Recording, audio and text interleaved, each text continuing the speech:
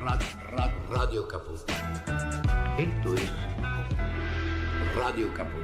Buenas noches, muchas gracias. Radiocaput.com. Estás conectado. Estás en Caput.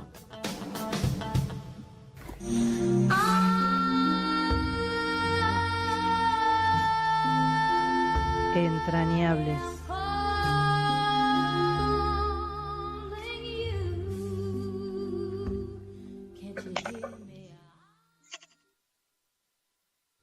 Hola, mi nombre es Martín García.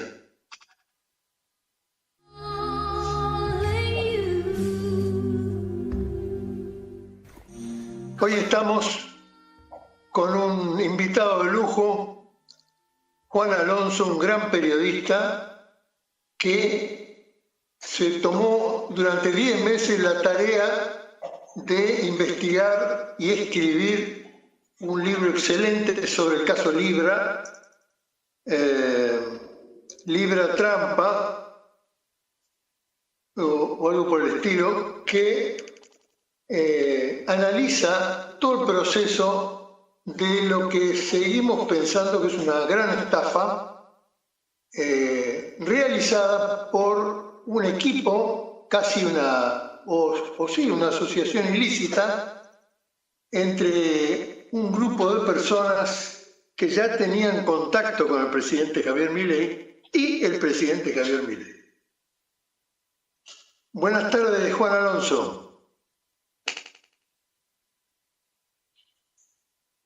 ¿Me estás escuchando, Juan? ¿Tenés el teléfono? Ahí está habilitado el micrófono. ¿Ahí me escuchás bien?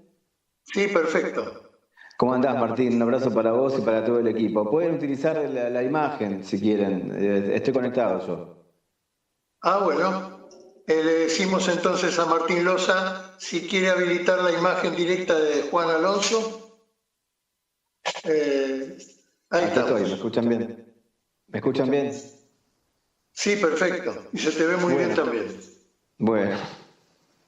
Lo primero que te voy a preguntar, por curiosidad, es que no lo había tenido en cuenta. Aparece este muchacho Adorni, que hoy está ensayando en un congreso solitario a ver cómo va a ser su defensa en el día de mañana ante las cámaras de diputados, senadores, sobre su gestión, y que aparece nombrado por vos en un momento particular del proceso del Libra, ¿no?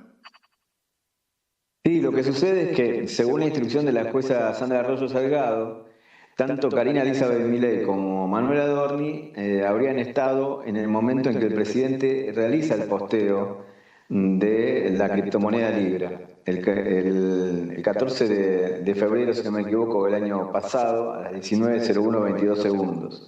En ese momento, en tiempo y lugar, Adorni aparece en la Quinta de Olivos, según la investigación penal que en su momento hizo la jueza Sandra Arroyo Salgado, que no se la puede calificar como soviética, ni agente rusa, ni miembro de la oposición política en la Argentina, ¿no? Estamos hablando de la viuda del fiscal Nisman, la madre de sus hijas. Así que bueno, eso fue lo que investigó la jueza en su momento, y que yo publiqué los dos cuerpos del expediente en el anexo documental en el libro Libra, Historia de una trampa, que publicó Editorial Planeta, y está en todas las librerías del país desde el 1 de marzo. Nosotros nos encontramos la última vez personalmente, querido Martín, con vos y con tu compañera, el pasado 18 de marzo en la librería Dain, donde tuve el gusto de presentar el libro junto a Laureano Bielsa y el colega Hugo Economamón del diario La Nación, que es otro de los periodistas que han investigado este caso, ¿no? Yo el libro, como bien decís en el comienzo de la entrevista, lo trabajé en tiempo real, desde febrero a diciembre del año pasado, lo cerré en diciembre, a mediados de diciembre, y el epílogo del libro culmina con las revelaciones del diario Clarín, que tampoco es soviético, y no tiene nada de soviético, ni de comunista, ni de socialista, Las crónicas del colega Mariano Vidal ubican en tiempo y lugar a los tres asesores criptográficos del presidente, Manuel Terrones Godoy, sobre todo Mauricio Gaspar Novelli, asterisco en este personaje, Mauricio Gaspar Novelli, y el enigmático estadounidense Hayden Mark Davis en Dallas, en una reunión en un hotel de 5 estrellas donde lanzaron el criptoactivo Libra en el mismo momento en que el presidente de la nación estaba en la Quinta de Olivos junto a su hermana y a Manuel Adorni. En ese momento se produjeron sucesivas y frenéticas llamadas antes, durante y después del lanzamiento del token, que tuvo su apogeo en la plataforma Solana, llegó a mover más de 4.000 millones de dólares y se convirtió en activo digital con máxima cotización en Solana. Por eso el mundo cripto no le va a perdonar esta presunta estafa al presidente de la nación. Él que se jactó tanto de las personas que están encarceladas con tobillera o que tienen condena con tobillera. Yo creo que él es menor de 70 años y si Donald Trump sufre un esguince de tobillo, a él lo que le van a esperar son las rejas, sin ninguna duda. Te quiero hacer una pregunta sobre los libros que vos dijiste dialogar en esta investigación. Sí. El Arca de Milei de Valeria Di Croce, ediciones Futurock, El Loco y la Fuerza del Cielo de Juan Luis González de Planeta, que lo ha estado tratando como un biógrafo, Karina de Victoria Di Masi de Sudamericana, y El Monje, la historia de Santiago Caputo, de Manu Jove y Maya Jastrzeblaski de Planeta. ¿Qué es lo que viste ahí? Claro, Bueno, había muchas cosas para ver, pero vos estabas construyendo y terminando de dialogar con vos mismo sobre el tema Libra, ¿no? Qué bueno eso que decís, Martín, dialogar con uno mismo. Según el filósofo Eric Sadin, que acaba de publicar El desierto de nosotros mismos en relación a esto que nos está pasando con la IA en la actualidad y a la inteligencia artificial y a mega empresas como Palantir, que tienen el control absoluto del direccionamiento de las emociones y te puedo decir hasta el sesgo ideológico de enormes porciones de la población de varios países del mundo, que son más importantes que los servicios de inteligencia y seguridad, e inclusive son más importantes que los gobiernos. De hecho, proponen una república de la tecnología. Bueno, Sadin se pregunta, empieza ya el subtítulo, El desierto de nosotros mismos. Es decir, ¿qué nos pasó para llegar a esto, no? Bueno, intentando responder a esa pregunta de Máxima, sí, claro que como todo periodista me dediqué a leer y a investigar sobre todo sobre el mundo cripto, del cual no tenía la menor idea, porque en la década del 90 y sobre todo con la caída de la Rúa, había investigado el quiebre del Banco General de Negocios, que estaba vinculado al Citi, y en ese momento había investigado a la familia Grondona, Martínez de Oz y demás, que sacaban el dinero con información calificada desde adentro del banco y lo llevaban con el código SWIFT, claro, del siglo XX, al final, comienzo del siglo XXI, a Uruguay. Eso era una cosa. Esto del mundo criptográfico, donde son todos genios matemáticos desde muy temprana edad, desde los 10, 12, 14 años, y después se convierten en millonarios cripto, fue todo un desafío para mí. Y esos libros que vos mencionás, de alguna manera intentan dar alguna explicación a este mundo distópico, como también lo hace mi libro. El libro de Di Croce es un raconto excelente, una crónica excelente que hace Valeria sobre todo cómo acumularon fortaleza política los percibidos liberales libertarios, cómo llegó a la asunción de la presidencia de la nación un personaje roto, un sujeto roto como Javier Gerardo Milei, ex panelista de televisión, como suele recordar el Turco Asís, a convertirse en el presidente de la nación blandiendo en campaña una motosierra. Una motosierra que puede interpretarse de dos maneras, como un ícono cinematográfico del cine de terror de los Estados Unidos, de Hollywood, de la década del 70, que puede ser utilizada para descuartizar personas o para talar árboles. En este caso, me parece que también, dialogando con la literatura, nos remitimos al personaje del astrólogo de Roberto Barth en Los Siete Locos y los Lanzallamas, donde el astrólogo dice algo así como que su revolución iba a colocar una silla eléctrica en cada esquina. Bueno, pues es lo que estamos viviendo ahora en la Argentina liberal libertaria, ¿no? Los libros de Juan Luis González intentan explicar el mesianismo de Javier Gerardo Milei en sus dos ediciones, en sus dos libros, en sus dos obras que vos publicás. Yo hablé bastante con Juan Luis, inclusive sobre la cábala o la cabalá. La idea del cordero, la idea del león está muy presente en esos libros que también me dediqué a estudiar.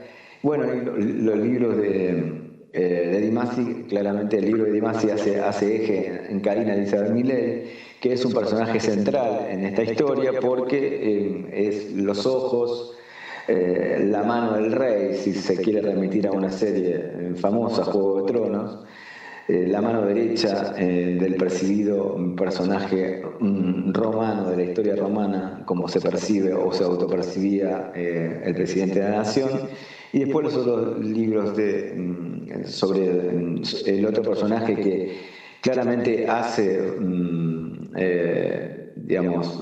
hace una contraposición de la hermana del presidente y tiene muchísima importancia, incluso en el caso de Libra. De hecho, interviene en un reportaje fallido de Jonathan Viale. Nos estamos refiriendo a Santiago Caputo.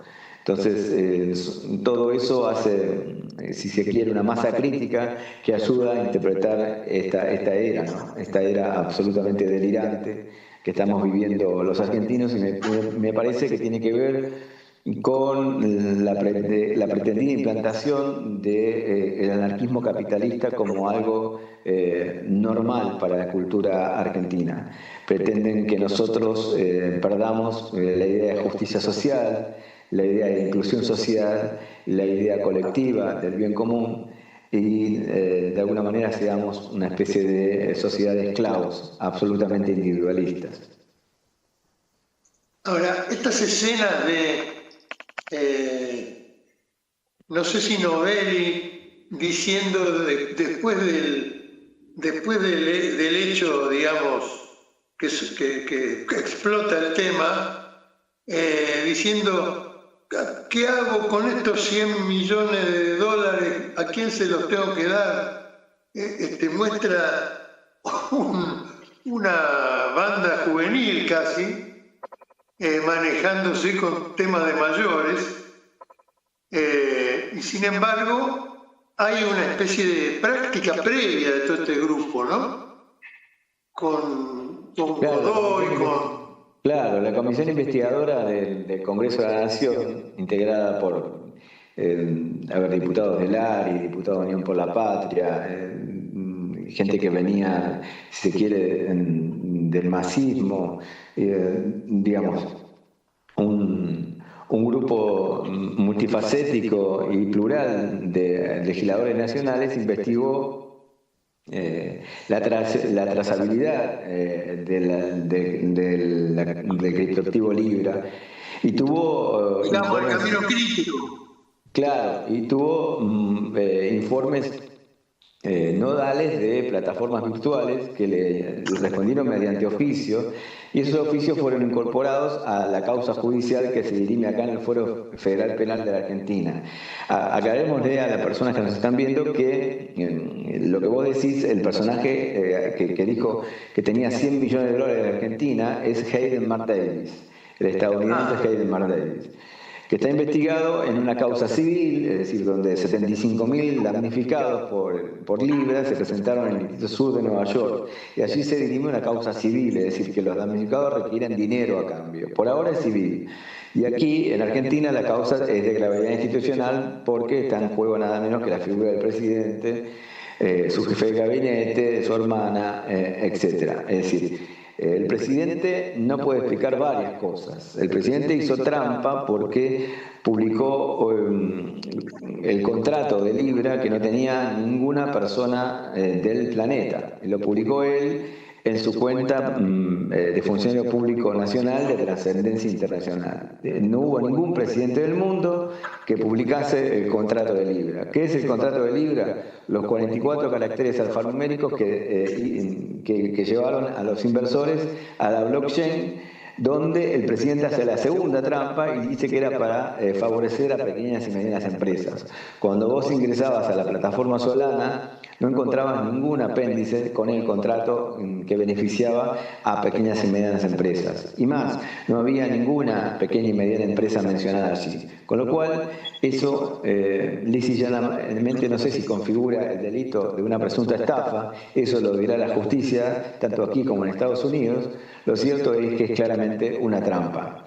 De hecho, yo describo en el libro muy bien la cronología de los hechos y la maniobra de arrastrar la alfombra, lo que de alguna manera explica la pérdida de más de 85.000 personas en el planeta por un negocio de 300 millones de dólares. Así que estamos hablando de algo serio. El presidente dijo en esa nota fallida con Jonathan Viale en un principio que no había ningún argentino que había perdido dinero, sino algún que otro chino y demás. Bueno, en eso también mintió, porque solamente la plataforma Ripio le dijo a los legisladores y legisladoras que hubo 1.329 argentinos que perdieron y fueron desapoyados de su propio dinero al seguir los consejos del presidente Milei, que tampoco explicó, digamos, la tercera trampa, por qué fijó su tuit durante 5 largas horas. En esas 5 largas horas, el activo digital o la criptomoneda Libra tuvo un pico que llegó, como te dije, a los más de 4.000 millones de dólares, llegó a mover en la plataforma Solana, a la caída definitiva, donde unos pocos, que fueron los mismos que fondearon el activo, se hicieron de las mayores ganancias, en la maniobra que se conoce como rug pull o arrastrar la alfombra, ¿no? Eso lo explico en detalle en el libro, que como te decía al comienzo, yo lo cerré en diciembre del año pasado, está en todas las librerías de la Argentina, lo pueden hallar allí. De hecho, acabo de publicar en mi Instagram que está en la vidriera del Ateneo Gran Espléndida, acá en pleno centro de Buenos Aires, en pleno barrio de Recoleta, en la avenida Santa Fe, y en todos lados, en todas las grandes librerías, pequeñas y medianas librerías de todo Buenos Aires y de toda la Argentina.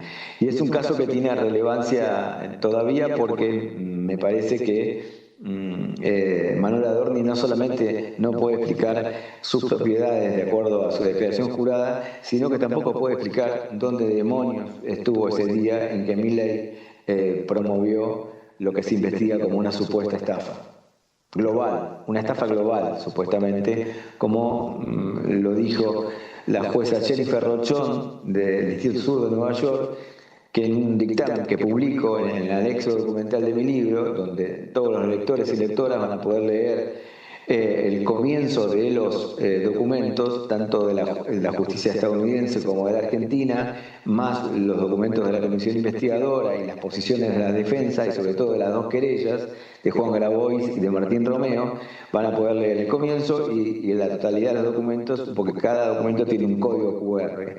Pues bien, en uno de esos documentos la jueza Rochon afirmó que no puede negar ni afirmar, dijo mejor dicho, que no puede negar ni afirmar que las ganancias de Libra, que según Davis tenía más de 100 millones de dólares en su poder, pudiesen ser, dijo la jueza Rochon, de los Milei o de Heidenmar Davis. Vamos a hacer una pausa. Quiero mostrar un poco tu espíritu, porque un investigador es un investigador, pero una persona que es un cruzado de pertenencia a la verdad y a la investigación, que tiene su vida puesta en el análisis, la investigación y la reflexión sobre los casos que aborda, tiene una presencia de un espíritu particular. Y la música que has elegido como ideales tuyos, yo quisiera pedirle a Martín Loza, nuestro operador, que ponga el primer tema que elegiste. Así Bueno. nos relajamos un minuto. Dale, cómo no.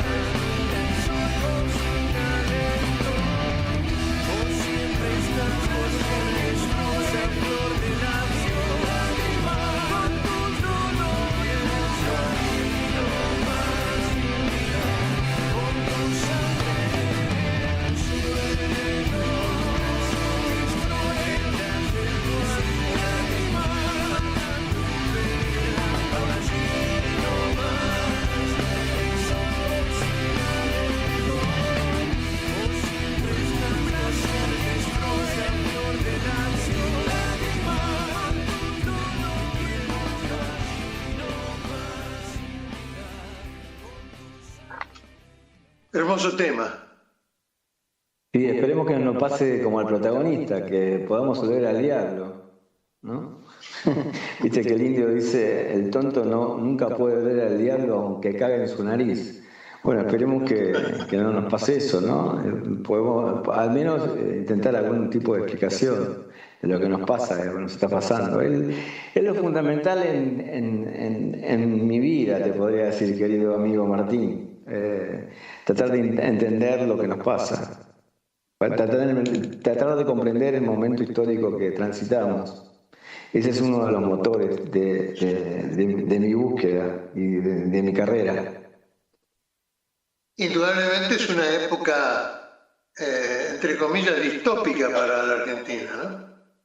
Sí, sabes que en el libro, viste que yo puse locura y literatura, ¿no? Y tenemos acá unos personajes muy arteanos que tienen su antecedente en el antecesor de Roberto Arlt y su maestro, de Sóysa Reilly, que escribía unas crónicas muy particulares. Juan José de Sóysa Reilly.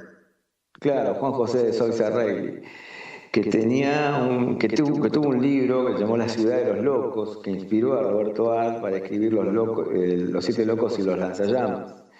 Y allí el personaje de Sóysa Reilly era Tartarín Moreira, que yo me refiero a él en el libro sobre Libra. Y en su nivel de alienación, el personaje se creía una especie de sacerdote anarquista, ¿no? ¿A quién te has acordado? El padre del personaje, era el psiquiatra del hospicio, que termina absolutamente loco también, ladrando como un perro, y el autor dice que su mordida contagiaba la rabia. Segunda pregunta, ¿a quién te hace acordar? Bueno, muchas veces las preguntas y las respuestas están en la literatura, ¿no? Podemos decir que también somos hijos también esta situación distópica que estamos viviendo es también heredera de los siete locos de Arlt, ¿no? Yo creo que sí, porque vos fíjate que la escribe en 1929, después en 1933 asume Hitler en la Alemania nazi, se produce la crisis económica justamente de ese año, 1929-1930. En Alemania se produce la República de Weimar, aquí se produce la República de Weimar con todo lo complejo que eso fue, que fue el antecedente del nazismo en Alemania. Y aquí se produce el golpe de Uriburu, ¿no? La defección de la corte de aquel momento, etcétera, etcétera, etcétera, hasta llegar hasta el día en que estamos hablando.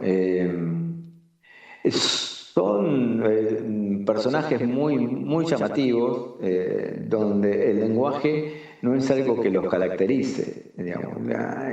Cuando vos escuchás al presidente de la Nación, mejor hablaría el silencio, ¿no? Diría un psicoanalista, que también es un lenguaje, el silencio.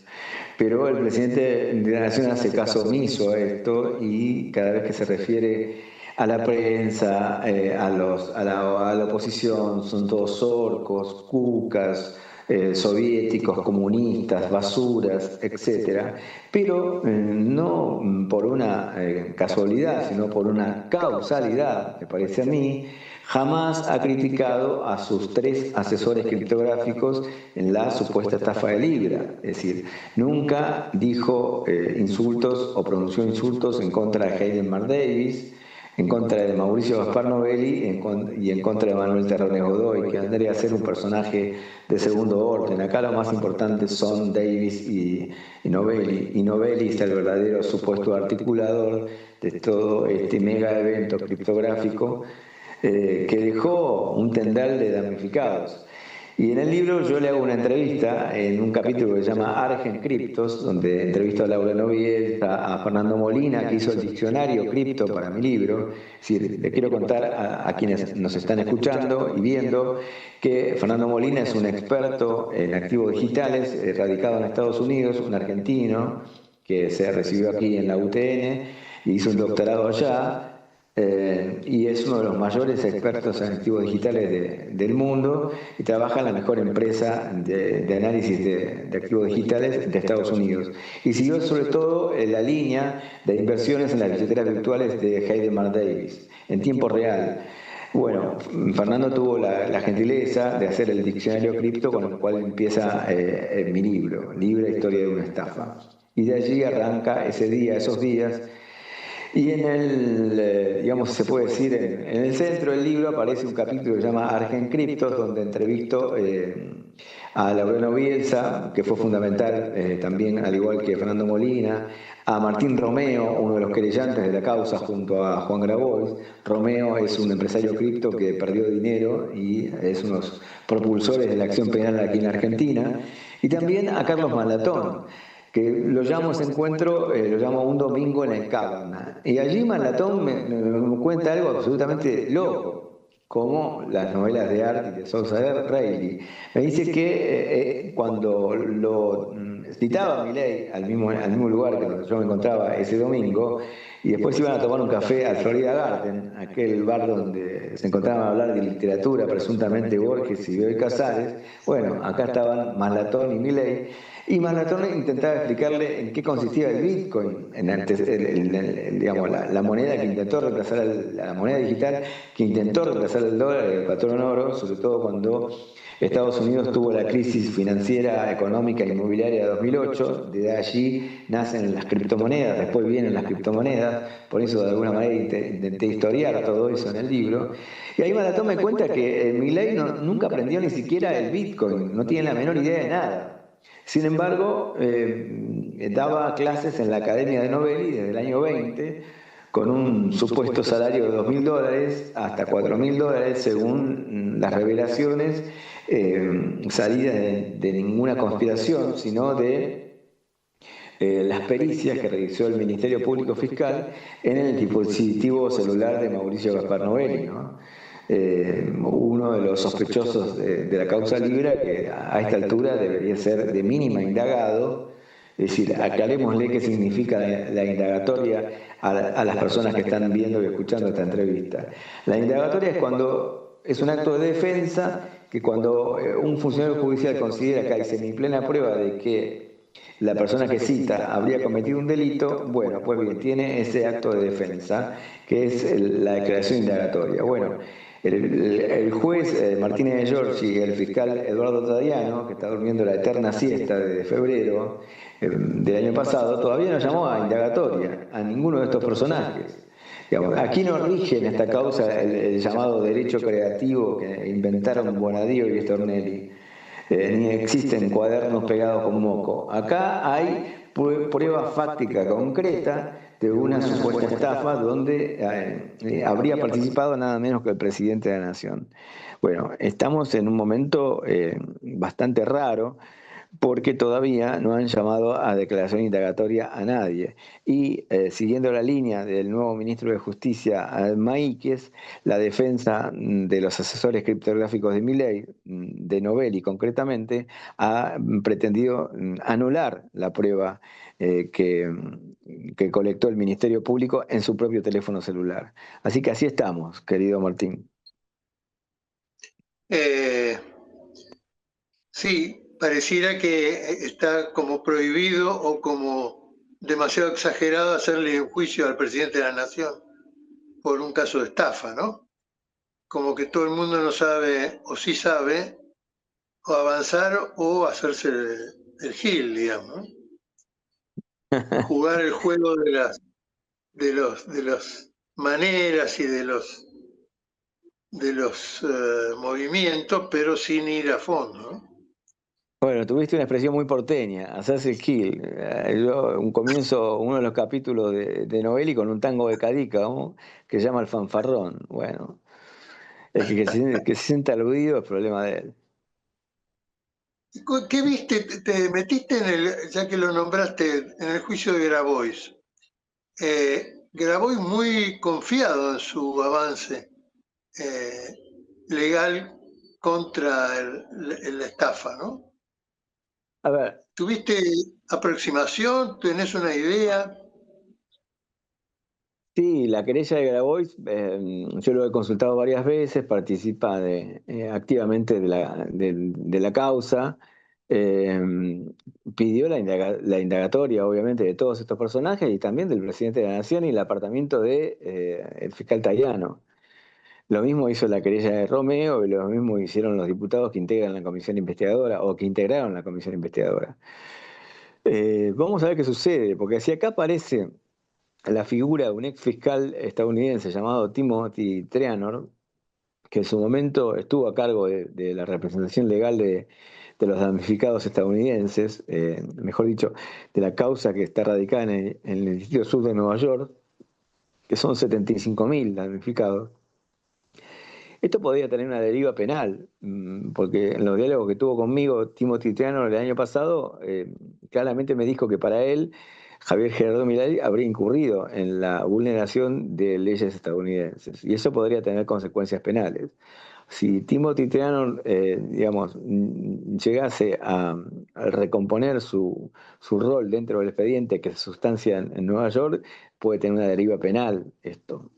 Con lo cual, veremos qué sucede.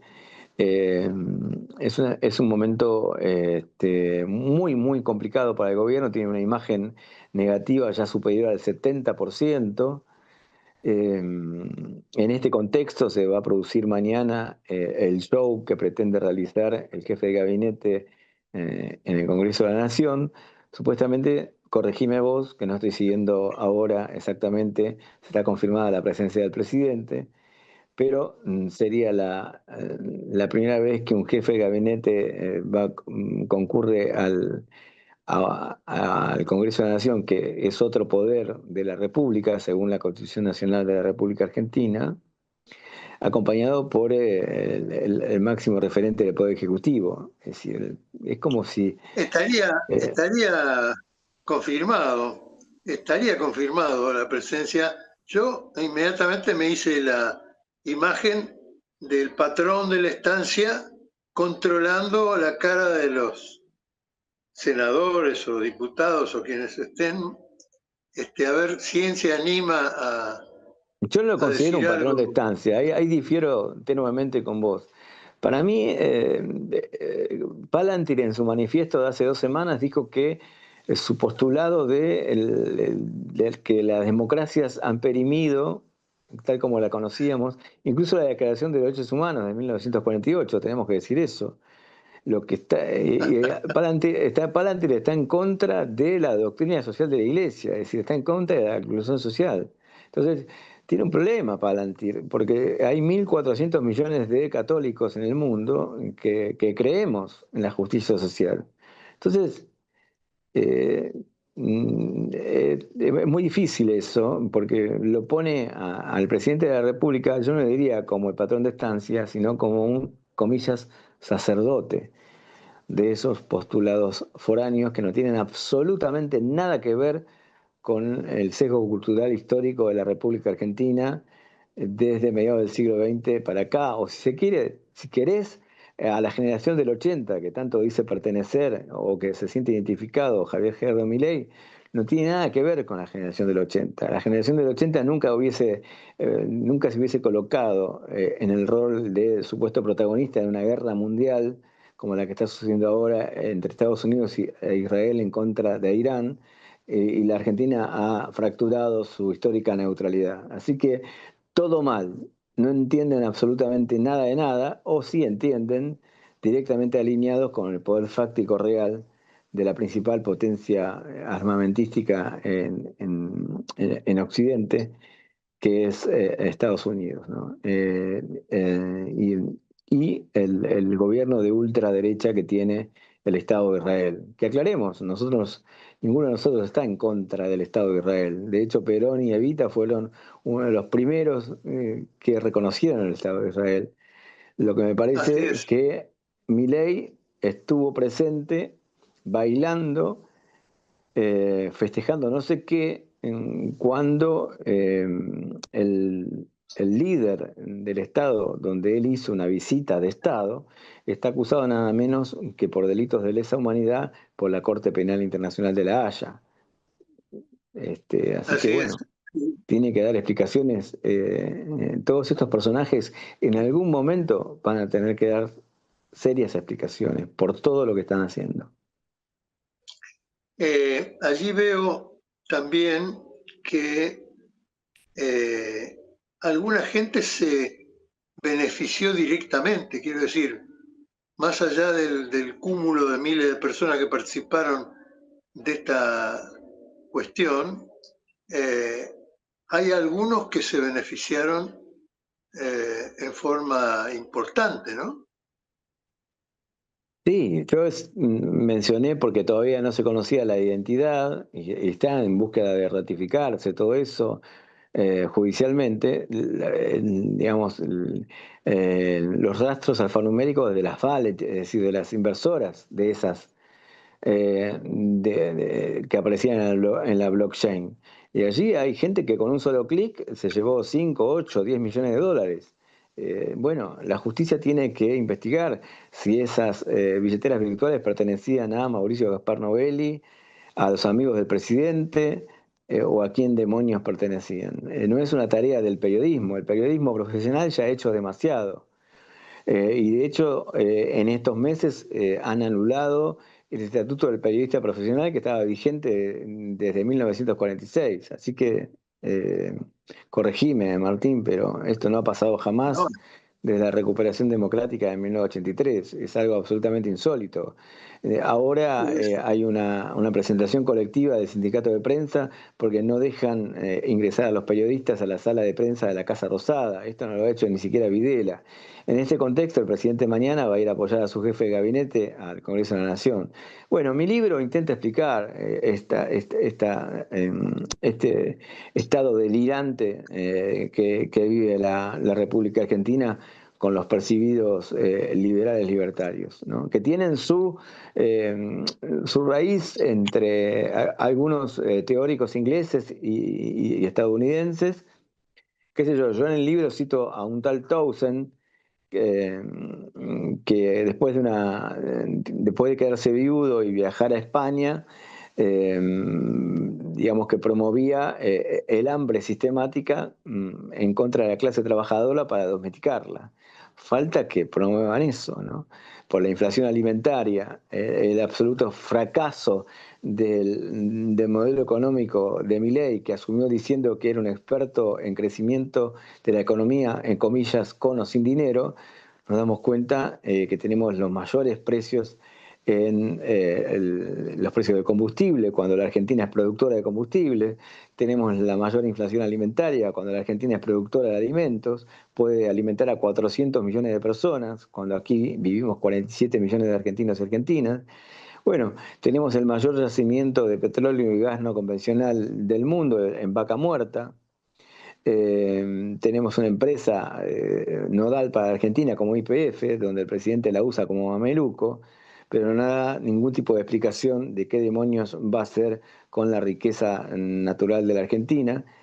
Por eso es muy preocupante la llegada de estos tecnócratas de Silicon Valley que promueven la gobernanza del mundo en reemplazo de la acción política, ¿no? sí, además con el tesoro cultural, primero, que tiene Argentina de manejar la energía atómica con tanta propiedad de hace tantos años y que quieren también utilizarlo ellos, ¿no? Sí, también Que no hablo lo de van a eso en el utilizar de libro. la misma manera que la sociedad argentina, ¿no? Sí, también hablo de eso en el libro. Hablo de nucleoeléctrica, Sí, hablo de sí. cómo Estados Unidos se interesa en el reactor nuclear mediano que producía la CONAE con El nucleoeléctrica, y pocket. lo que hacen, claro, y lo que hicieron Sí, fue sí, que le puede anular dar todo eso. energía a toda una ciudad, ¿no? Exactamente, sí. Todo eso lo pueden hallar Impresionante. en mi libro. Y además pueden hallar en mi libro cómo también persiguieron y persiguen a tres figuras de la política argentina, que uno podrá coincidir o no, pero se trata de Cristina Fernández de Kirchner, Julio De Vido, que está siendo duramente torturado, está en severo riesgo su salud, que le aprovechamos para mandarle un fuerte abrazo desde acá, y la proscripción a Guillermo Moreno por participar en una asamblea de papel prensa. Así que ese es el estado actual de las garantías constitucionales de Comodoro Pi en la Argentina, ¿no? Bueno, una distopía total. Dejará alguna enseñanza ante el torpe enfrentamiento de clases, ¿no? Que hay en la Argentina, manejado por los Estados Unidos desde épocas de los 60, 50, en forma sistemática para mantener a nuestra sociedad dividida y enfrentada, ¿no? Bueno, la verdad que hay tanta gente que viene de afuera a la Argentina y después no se quiere ir más, porque dice que nosotros somos unos tipos bárbaros, que acá se vive de otra manera, que más allá de todas estas circunstancias, digamos, que nos han envilecido con tanta gente durmiendo en las calles, pobre gente, que no puede irse hasta Moreno y volver porque no tiene plata para el para el tren, o para el colectivo, que todo se ha ido a cualquier lado. Hay un castigo oficial sobre la sociedad argentina y hay un tesoro dentro de la sociedad argentina de la gente común, de los trabajadores, de la clase media baja de los barrios, que es maravilloso, que es una cultura maravillosa, que tiene tan poco que ver con este distópico panorama, no solo de Libra y su estafa a la sociedad mundial, sin vergüenza, como también a la misma sociedad argentina, digamos, que no tiene nada que ver con eso. Habrá sectores lumpenes en la sociedad argentina, lumpenes moralmente, digamos, que creen que se puede robar, que se puede simular, que se puede sobreexplotar a otros sectores. Todo lo que se ha generado alrededor de las modificaciones de la ley laboral, de la ley de glaciares, es de una vileza y una falta de empatía y de solidaridad con el resto de la sociedad insoportable. Forma parte de esta distopía que estábamos comentando hoy en el caso Libra. Algo feroz, ¿no? Ni siquiera malo, feroz, contra la sociedad argentina. Por eso es tan importante tu tarea, Juan. Sos un gran periodista, una persona muy seria, muy sensible, muy trabajador, muy valiente, que has encarado este tema quitándole cualquier velo de legalidad o de ciencia a este operativo Libra, que nos pone como torpes delincuentes frente a la sociedad global, cuando la sociedad argentina no se merece eso. El pueblo argentino no se merece eso. Por eso te agradecemos tanto y te agradecemos gracias por tus palabras, Martín. Programa, ¿no? No, yo te agradezco a vos. Y acordate aquellas palabras de Fabio con respecto a la mirada de la cámara, donde uno pone el ojo, también pone un sesgo político. Y me parece que esta conexión no solamente significa de alguna manera validar esas tradiciones de amistad, de compañerismo y también de coincidencias políticas y de visiones de lo que significa la poderosa cultura que tiene el pueblo argentino, que vos acabas de mencionar. Yo creo que más allá de la excusa del libro, también esta es una ventana de sentido para quienes están compartiendo esta entrevista con nosotros, o esta conversación, mejor dicho, sería bueno, esta conversación, que hay un futuro posible, hay un futuro mejor a este que estamos viviendo. Y hagan lo que hagan, yo quiero decir que este libro que te pongo en cámara, va a quedar. Así que muy tranquilo, corazón y pases cortos, y siempre vamos a hacer nuestro trabajo. No le tuvimos miedo a la dictadura, tampoco le vamos a tener miedo a este auge de la ultraderecha que por momentos parece desvanecerse. Te mando un gran abrazo para vos, el agradecimiento de siempre, un gran abrazo para vos, para tu compañera, para toda tu familia y tus seres queridos. Sabes muy bien que quiero mucho a tus hijos y también a los compañeros de Radio Caput. Un fuerte abrazo. Muchas gracias, Muchas gracias, Juan Alonso. estuvo con nosotros el gran periodista Juan Alonso, cuyo último hit es Libra, todo el desarrollo de una trampa que cayó sobre el pueblo argentino, pero que también tiene su redención en la mirada de la gente honesta. Muchas gracias. Martín Loza, todo tuyo. Muchas gracias, Juan. Nos encontramos el martes que viene. Muchas gracias.